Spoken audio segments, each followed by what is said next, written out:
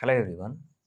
AP EAMCET బైపీసీకి సంబంధించి pharmacy, Pharm D, biotechnology, food technology, food ఇంజనీరింగ్కి సంబంధించి అలాగే ఫార్మాస్యూటికల్ ఇంజనీరింగ్ కౌన్సిలింగ్ అనేది ఈ రోజు నుండి స్టార్ట్ కాబోతుంది 30 నవంబర్ నుండి.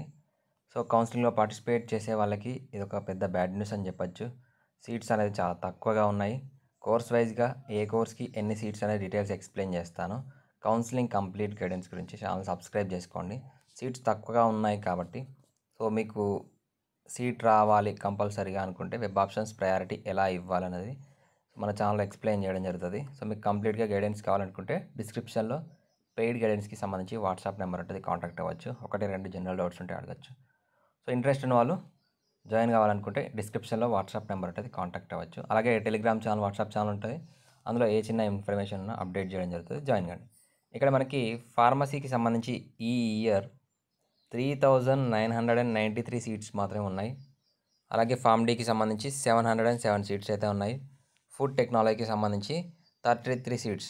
సో ఈ ఫుడ్ టెక్నాలజీ మనకి ఒకటే కాలేజ్ ఉంది, జేఎన్టీయు కలికిరికి సంబంధించి ఆ కాలేజ్లో ఉండడం జరిగింది. 33 సీట్స్. ఫుడ్ ఇంజనీరింగ్కి సంబంధించి 33 సీట్స్ ఉన్నాయి. ఫుడ్ ఇంజనీరింగ్కి సంబంధించి అలాగే ఫార్మాస్యూటికల్ ఇంజనీరింగ్కి సంబంధించి 18 సీట్స్ ఉండడం జరిగింది.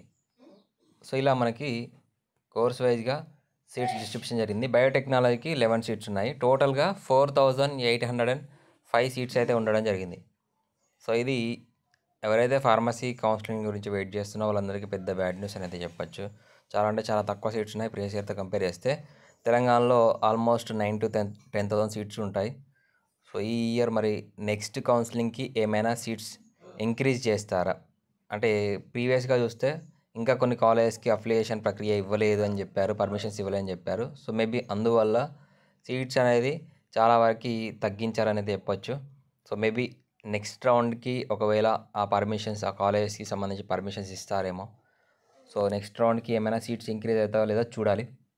సో దీనికి సంబంధించి మరిన్ని అప్డేట్స్ కావాలనుకుంటే ఛానల్ సబ్స్క్రైబ్ చేసుకోండి. వీడియోని లైక్ చేసి మీ ఫ్రెండ్స్కి షేర్ చేయండి. Thanks for watching.